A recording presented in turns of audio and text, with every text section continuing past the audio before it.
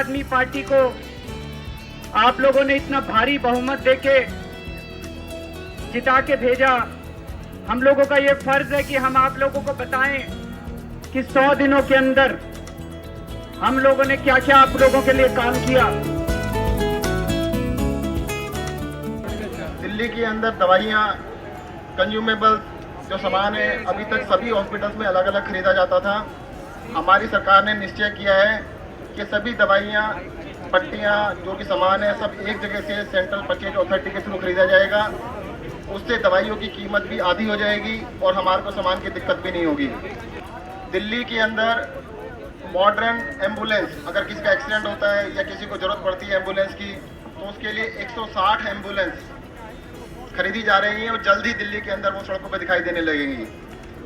आने वाले 2.5 साल के अंदर जो काम 65 साल में किया गया था उतना ही काम हम आपको करके दिखाएंगे। 10,000 बेड की कैपेसिटी को 20,000 करेंगे। जो सबसे पहली पहल हमने की वो थी ई राशन कार्ड। ये 2 महीने इसको लॉन्च हुए हैं और इसके अंदर अब तक 1,80,000 लोगों ने इससे फायदा उठाया है। नई एक डिवाइस हम लोग लाए हैं, POS, point of sale device. अभी हमने एक पायलट प्रोजेक्ट 42 दुकानों में लगाया है। ये इसका मकसद है, जिस दिन ये डिवाइस हम इसकी अभी थोड़ा सा इसको देख रहे हैं और हमारा टारगेट है कि दिसंबर 2015 तक जितनी भी हमारी 2,500 FPS शॉप हैं ये सब पे लग जाए। ये डिवाइस इतनी बेहतरीन चीज़ है कि जिस दुकान पे लग गया वहां से 1 किलो गेहूं या 1 किलो चावल की चोरी नहीं हो सकती। वो दुकानदार जो आप लोग अक्सर शिकायत करते हैं कि दुकानें बंद रहती हैं, कहता है राशन नहीं है, दुकान बंद करके चला जाता है, 3 दिन दुकान खुलती है। इस सिस्टम से हम उसकी पूरी दुकान की मॉनिटरिंग करते रहेंगे कि वो दुकान किस टाइम खुली, किस टाइम बंद हुई, किस उपभोक्ता को कितना राशन दिया गया, क्या क्या चीज दी गई। एक बहुत बड़ा मुद्दा काफी टाइम से पेंडिंग पड़ा था।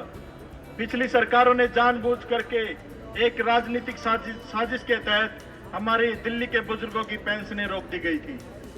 हमने अरविंद भाई के आदेश पर, ताकि हमारे बुजुर्गों का सम्मान मिले, उनको सुचारू रूप से उनका जीवन चलाने के लिए कुछ सहायता राशि दिल्ली सरकार की तरफ से मिले, तो इस 100 दिनों में हमने 50,000 ऐसी रुकी हुई पेंशनों को रिलीज किया है जो 1 साल से रुकी हुई थी। और एक और चीज, आंगनवाड़ी सेंटर तो अक्सर रिहायशी एरिया में होते हैं, लेकिन जो बच्चे रेड लाइट्स पे हैं, जो पार्कों में खेलते हैं, जिनका घर बार नहीं होता, हमारी कोशिश तो ये है कि 1 साल में कोई भी बच्चा आपको सड़क पे नहीं दिखेगा। इस दौरान हम मोबाइल आंगनवाड़ी चला रहे हैं। 2 हमने पायलट प्रोजेक्ट शुरू किए हैं। जो बच्चे रेड लाइट पे भूखे होते हैं उन तक खाना पहुंचाने का काम किया जाता है। पूरी दिल्ली में ऐसा किया जाएगा। 10,000 नई बसें, जिसमें एडवांस बसें भी होंगी, स्टैंडर्ड फ्लोर बसें भी होंगी। 10,000 बसें हम आगामी 5 साल में दिल्ली में लाएंगे और दिल्ली को प्रदूषण मुक्त बनाएंगे। ये अभियान और ये कार्यक्रम दिल्ली सरकार ने शुरू किया है। 4थे चरण के लिए मेट्रो में प्लानिंग का काम शुरू हो चुका है। इसके साथ साथ मेट्रो डिपार्टमेंट, ट्रांसपोर्ट डिपार्टमेंट और भी कई डिपार्टमेंट मिलकर के एक कॉमन मोबिलिटी कार्ड का निर्माण करने की हम प्लानिंग कर रहे हैं।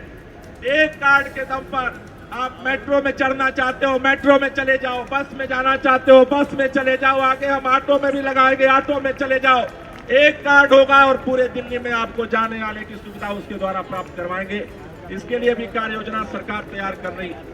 हमारा कांगनहेड़ी और छावला को हम डेवलप कर रहे हैं। हमारा 11 एकड़, 11.5 एकड़ का कांगनहेड़ी का एक कम्प्लेक्स है और 3.25 एकड़ का छावला में है, जिसपे बहुत तेजी से काम चल रहा है। और मैं बताना चाहता हूं आप लोगों को, वहां नजफगढ़ ट्रेन है जो दोनों हमारे जो स्पॉट्स हैं इनको जोड़ती है, और हमारा प्लान है कि हम ई टेंडरिंग के माध्यम से कोई ऑपरेटर वहां पर लाएंगे और बहुत बढ़िया वो जो स्ट्रेच है 2.5 किलोमीटर का, उसमें इंटरसेप्टर से उस पानी को साफ करके वहां भी बहुत बढ़िया वाटर स्पोर्ट्स का, यहां तक हमारा प्लान है कि हम राफ्टिंग का यहां पर वो लेके आए प्रोजेक्ट। ऐसा हम लोग प्रयास करें और बहुत जल्दी आने वाले दिनों में बहुत खूबसूरत टूरिंग स्पॉट वहां पर होगा, फैमिली टूरिंग स्पॉट होगा, बहुत बढ़िया एडवेंचर पार्क वहां पर बनेगा। ये मैं आपको कहना चाहता हूं। आर्ट एंड कल्चर मेरा जो है उसमें हमने तय किया कि तमाम आर्ट एंड कल्चर का हमारा होता है कि हम स्लम्स में अब तमाम पूरी दिल्ली के अंदर लाइब्रेरीज को बनाते हैं। अभी उनकी हालत बहुत खराब है, लेकिन हमने तय किया कि बहुत बढ़िया लाइब्रेरीज को हम बना के देंगे लोगों को। और जो कला और संस्कृति है जो पिछले इतने सालों से जो दिल्ली की सरकार है उसने एक छोटे से जगह पर समेट रखा था, हमने तय किया कि पूरी दिल्ली के अंदर लेके जाएंगे अपने विधानसभा विधायकों के माध्यम से, स्कूलों के माध्यम से, और तमाम दिल्ली के अंदर हम कला और संस्कृति का प्रचार करेंगे और भाषा का प्रचार करेंगे। आज हम यहाँ इकट्ठा हुए 100 दिन पूरे होने के अवसर पर।